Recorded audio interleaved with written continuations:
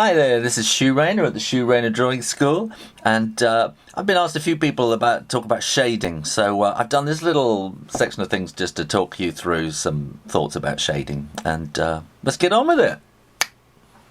Well, a few people have asked me about shading, and it's I don't know. I think one thing you just got to do is get an object, stick a lamp on it, and look. But for instance. If you have a box, think about where the light is coming from. Okay, if it's on a table like that, and the light is kind of coming this direction, then you're going to have, actually let's get it more kind of that direction, make it a bit more interesting.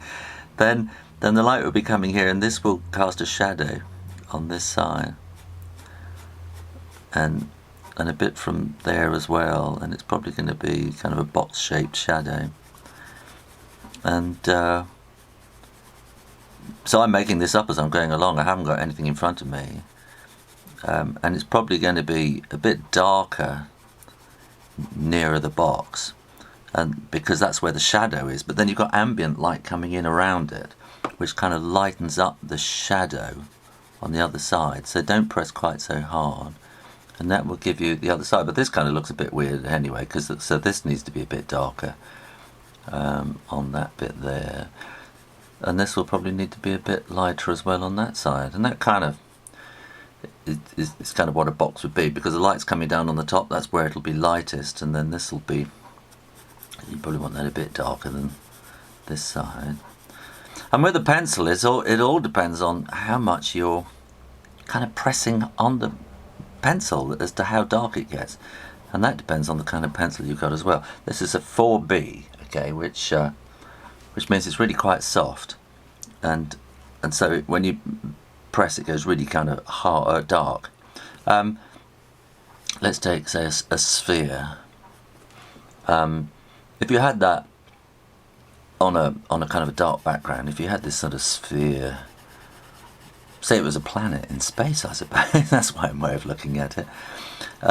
Or it's a ball on a piece of black velvet or something like that. Okay, you've got this very dark background. Then, if you've got the light is coming in this let's say the light's coming from the other side or something like that. So we need some shading. So somewhere you've got a sun or a light source. You're always going to have a little bit of ambient light, so it's not going to be dark all the way down to the bottom. So your darkest point is probably going to be around about there, and then you just need to kind of shade it out. And I keep saying it again: it's practice, practice, practice. And I know I've got sketchbooks where I've been watching the TV and just doodling away, and I've got hundreds of these little drawings of balls, shading balls, and it seems like a waste of time probably, but it's all practice and just learning to use the pencil and learning how, it's hand-eye coordination and stuff, and just getting lighter and lighter and lighter as you kind of get round to the top here, which is where the light source would be. So that would be kind of like a planet, how you might shade a planet or somebody's head. Another thing you might want to do, say, with a ball is, if it's just a football or something like that, and you just want to draw a football, and you can just kind of shade around like that, something like that. And then the shading, again, the light is coming that way. There are various things you can do. If it's going to be a long shadow, then that's going to be kind of like that, isn't it? So you probably didn't want to draw it quite so hard because it gives you a really hard edge.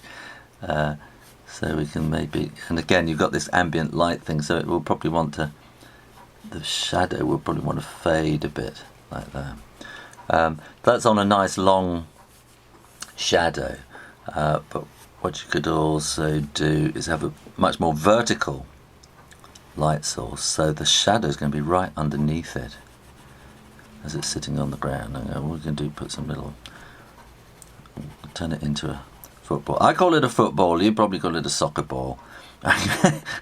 You say tomato, I say tomato. That's where I come from. Okay, there's a soccer ball.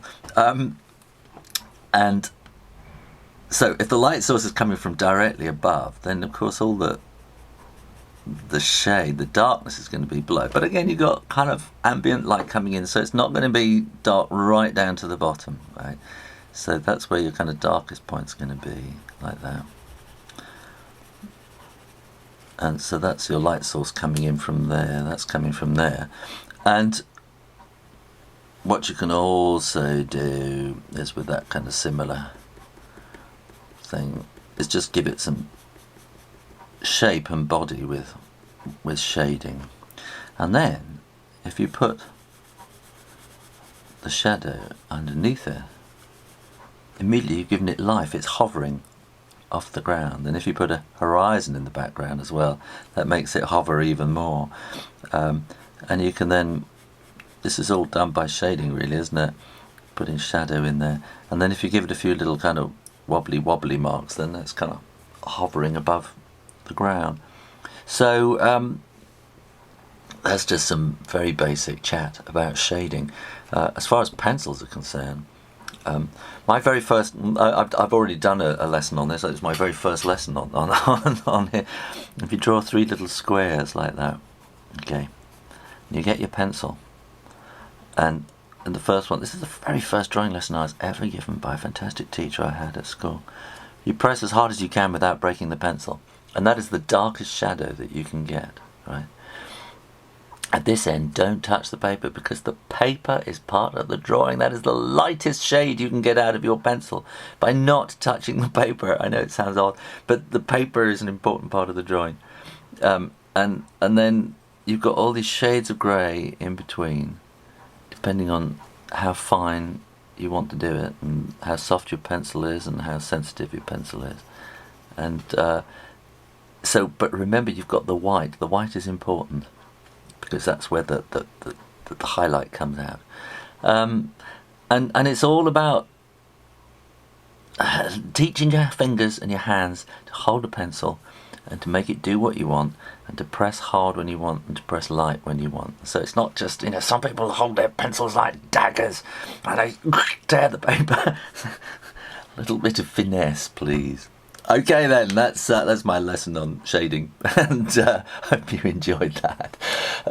Keep coming back to the Shu Rayner Drawing School on the Shu Rayner Drawing channel on YouTube, and shu-tube.com, which is www.shu-tube.com, which is my own website, where you can see these videos. Usually in schools they get through the filters.